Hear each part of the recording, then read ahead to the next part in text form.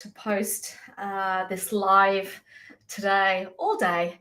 That just shows you what sort of day I have had today. Anyway, I thought I'd jump on before the day ends because what I want to talk about today is how to double down on those key strategies that you actually need to focus on in your business versus following shiny stuff. So how to double down versus following shiny stuff. And the reason I want to talk about this is because I am actually seeing so many business owners, so many of my clients busy following shiny stuff that they're not actually doing the very thing they should be doing, the very area that they should be doubling down on to make sure they get that momentum happening.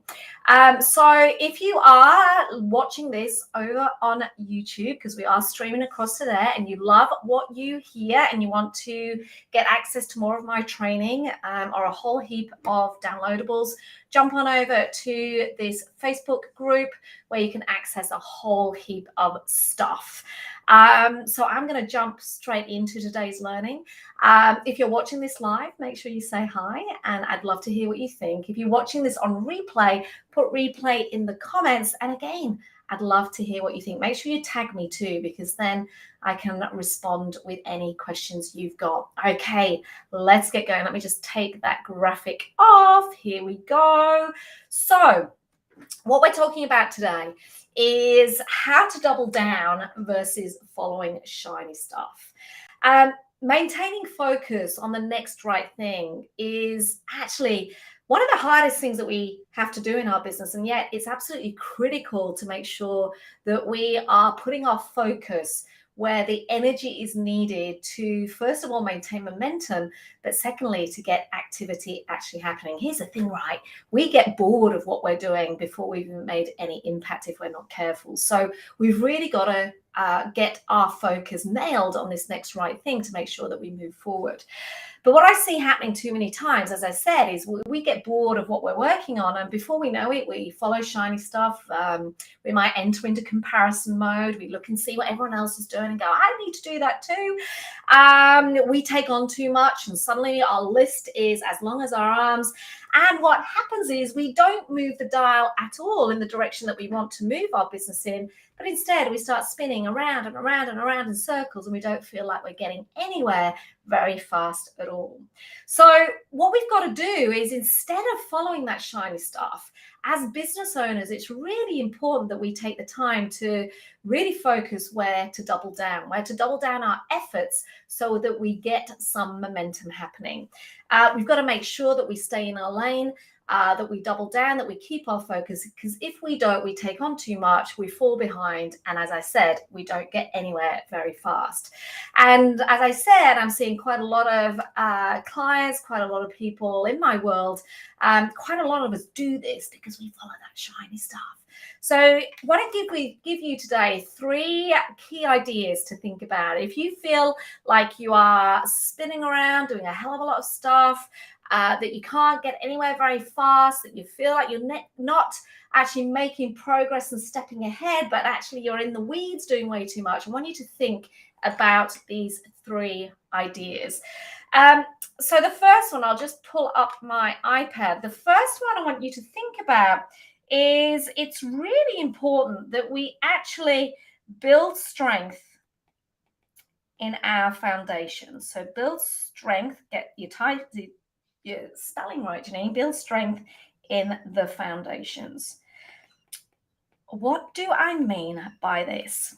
Here's what happens, right? When we first get started in our business, we're hustling our pants off, aren't we? We're hustling for sales. Many of us are doing multiple jobs. We're wearing so many hats. We're being the IT, the cleaner, the HR, the marketeer, the social media, the creator, the thinker. We're doing so much. We're wearing multiple hats that we're hustling like crazy. And often what happens is we're doing everything. We're really scrambling when it comes to building our business. And often we get quite scrappy in terms of that implementation. One of the key things that you need to do when it comes to doubling down and making sure you don't follow shiny stuff, the first thing I want you to do is ensure that we get rid of all that scrappy stuff. because building that solid foundation is the very thing that's going to enable you to scale. So if you feel like you're running around in circles, but you're getting some progress, the first thing you've got to do is actually look at your foundations in your business and ask yourself, have I got the systems? Have I got the foundations in place here? If my business were to scale, if you were suddenly to get double the flow of clients, if you were going to 10 times the impact that your business was going to make, if you were going to grow, triple, quadruple, do you have the systems in place in your business that would allow you to scale? What I see happening way too many times is we're taking on too much, we're taking on too much, we're taking on too much, and this scrappy foundation that we've got around us doesn't enable us to scale. We mess up, we let our clients down, we don't follow through on the service levels that we want. One of my mentors once said to me, because I was panicking at one stage at the lack of client flow coming in, and she said, Janine, it's actually really good that the clients coming in are slow and they're sporadic, because this is the perfect time to make sure that you get the foundations right.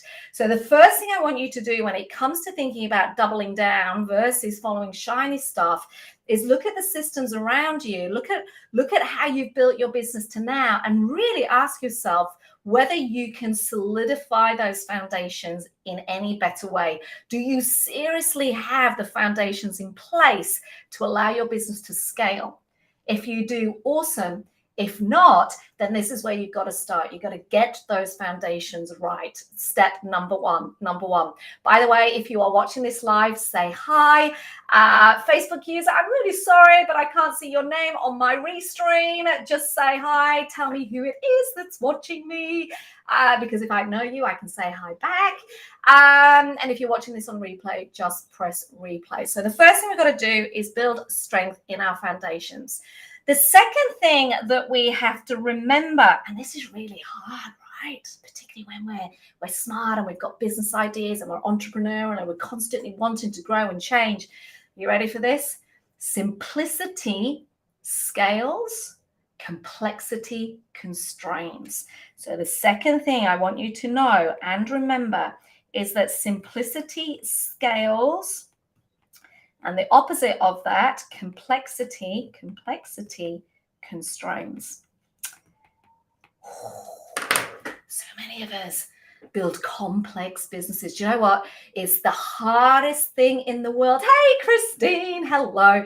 It's the hardest thing in the world to build a simple business. It sounds easy, but it's not. Building simplicity into your business, building a friction-free business is so hard, because the easiest thing in the world is we keep adding stuff. We add processes and policies and systems and procedures and products and stuff that we can do.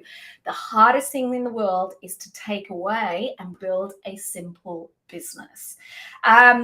Michelangelo, who sculpted the statue of David, he went on record when someone asked him where on earth did the idea for the statue of David come from. He said, the statue of David was always there. It was actually what I took away from that piece of rock that unveiled the statue of David. It's what he took away that matters. Now, I'm not saying that we don't put systems and processes into our businesses at all. I'm not saying that, because we need them. But be careful that you don't over-engineer your business, because what happens, there's this tipping point between the systems, the processes, the frameworks that enable creativity, that enable innovation, and the flip side of that, too many processes and systems and frameworks that actually stop any creativity. Actually, what they do is the over-engineering stops that ability to see outside the box. And having worked for many years in some of the world's largest organizations, and now working with many corporates in my corporate work, I see firsthand how complexity is constraining growth and opportunity. So in your own business, make sure that you don't over-engineer, that you don't build complexity in your business that stops the innovation, that stops the reconnection of dots, that stops the idea generation, but actually build a simple business that will enable you to scale. Now, it's easier said than done. One of the things that we're doing at the moment in our business is we are doing this exact piece. We're looking at what processes, what policies can we simplify. So the second step before you start following shiny stuff is look at the systems, the processes that you have in your business and ask yourself, can I make this more simple? What can I take away without slowing down my business? It's really hard, but I can promise you that simplicity scales. Now, the third thing that will enable you to double down versus following shiny stuff is essentially to do an 80-20 review. We've all heard of Pareto's rule. He actually said that 20% of your revenue will generate 80% of 20% of your effort will generate 80% of your revenue or productivity. 20% of your clients will generate 80% of your revenue.